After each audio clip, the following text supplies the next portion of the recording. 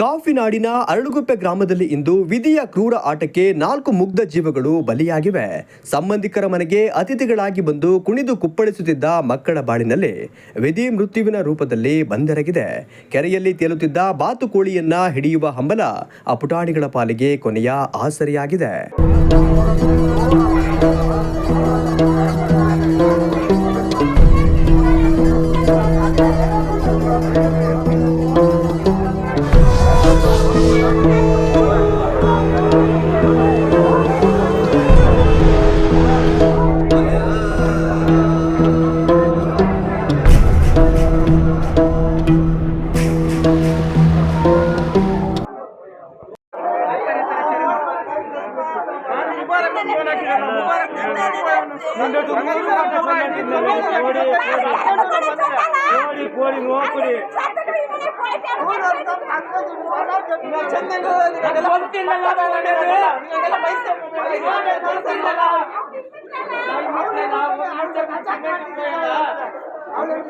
ಮುದ್ದಿನ ಮಕ್ಕಳನ್ನ ಕಳೆದುಕೊಂಡ ಪೋಷಕರ ಆಕ್ರಂದನ ಮುಗಿಲು ಮುಟ್ಟಿದ್ದು ಆಸ್ಪತ್ರೆಯ ಆವರಣದಲ್ಲಿದ್ದವರ ಎದೆ ಹದೆಯುವಂತಿದೆ.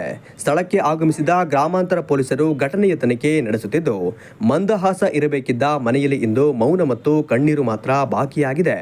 ಮುಗ್ಧ ಮಕ್ಕಳ ಈ ಸಾವು ಇಡೀ ಜಿಲ್ಲೆಯನ್ನ ಶೋಕ ಸಾಗರದಲ್ಲಿ ಮುಳುಗಿಸಿದೆ.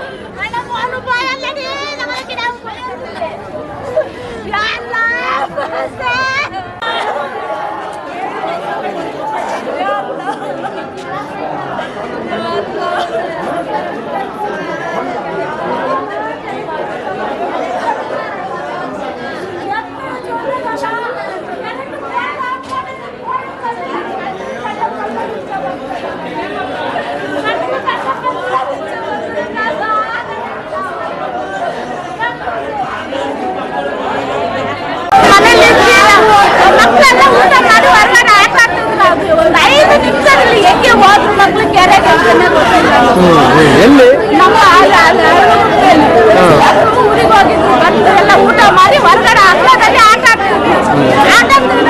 ಹೊರಗಡೆ ಕೆಲಸ ಬಂದು ಹೆಂಗೆ ಹೋದ್ರು ಕೆರೆಗೆ ಅಲ್ಲಂಪುರ ಕೆರೆಗ ಮತ್ತೆ ಮಕ್ಳು ಯಾರು ಒಬ್ರು ಹೋಗಿರೋದು ಅದು ಏನಾಗಿದೆ, ಒಬ್ರು ಹೋಗಿ ಒಬ್ಬರು ಹಿಡಿಯಕ್ ಹೋದ್ರು ಏನಂತಾನೆ ಗೊತ್ತಿಲ್ಲ. ಅಣ್ಣ ಏನಾಯ್ತು ಏನಾಗಿದೆ ಮಕ್ಳು ಸೇಫ್ಟ್ ಆಗಿದೆ ಅಂತ ಹೇಳ್ತಾರೆ, ಗೊತ್ತಿಲ್ಲ. ಮಕ್ಕಳು ಸರ್ ಅವೆಲ್ಲ ಏನು ತಡೆಯುತ್ತೆ ಸರ್? ಪೋಸ್ಟ್ ಮಾರ್ಟಮ್ ನೀವೇ ಹೇಳಿ ಸರ್. ಜೀವ ಹೋಗಿ ಜೀವ ಬಂದಿರೋ ಸರ್ ನಾವೇ ರಿಕ್ವೆಸ್ಟ್ ಮಾಡ್ತೀವಿ. ಅವ್ರ ತಂದೆ ತಾಯಿಗಳು ನಾವೇ ಸೈನ್ ಹಾಕ್ಸ್ಕೊಡ್ತೀವಿ ಸರ್. ಇದಕ್ಕಿಂತ ನಾವು ಏನು ಹೇಳೋಣ ಹೇಳಿ ಸರ್, ನೀವೇ ರಿಕ್ವೆಸ್ಟ್ ಮಾಡ್ಕೊಂಡು ಆಗ್ತಾ ಇಲ್ಲ ಸರ್. ಮಕ್ಕಳು ಸರ್ ಹೌದಪ್ಪ, ನಾನೇ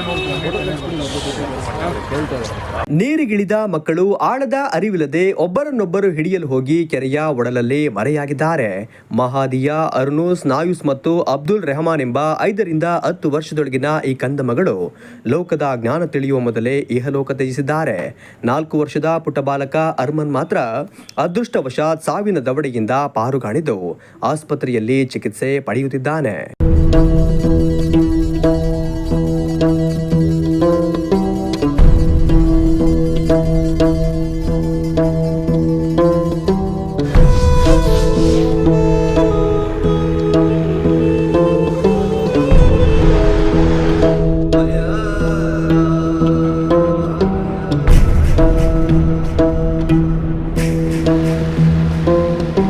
ಜಿಲ್ಲಾಸ್ಪತ್ರೆಗೆ ಶಾಸಕ ಎಚ್.ಡಿ. ತಮ್ಮಯ್ಯ ಅವರು ಭೇಟಿ ನೀಡಿ ಮೃತ ಮಕ್ಕಳ ದೇಹವನ್ನು ನೋಡಿ ಭಾವುಕರಾಗಿ ಕುಟುಂಬಸ್ಥರಿಗೆ ಸಾಂತ್ವನ ಹೇಳಿ ಆಕಸ್ಮಿಕವಾಗಿ ನಡೆದ ಈ ಘಟನೆಗೆ ಸರ್ಕಾರದಿಂದ ಏನು ಪರಿಹಾರ ಕೊಡಿಸಬೇಕು ಪ್ರಾಮಾಣಿಕವಾಗಿ ಮಾಡುತ್ತೇನೆ ಎಂದು ತಿಳಿಸಿದರು.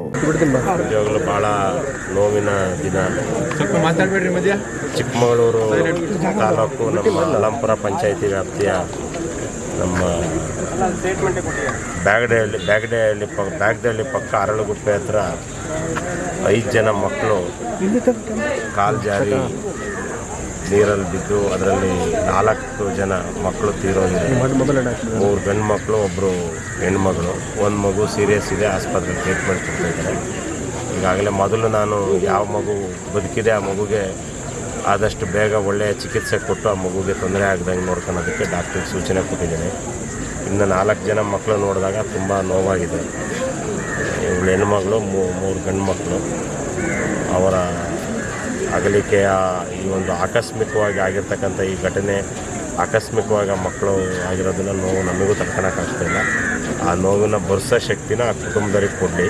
ಅದರಲ್ಲೂ ಇಬ್ಬರು ಶಿವಮೊಗ್ಗದಿಂದ ನೆಂಟರ ಮನೆಗೆ ಬಂದರು. ಆಕಸ್ಮಿಕವಾದ ಘಟನೆ.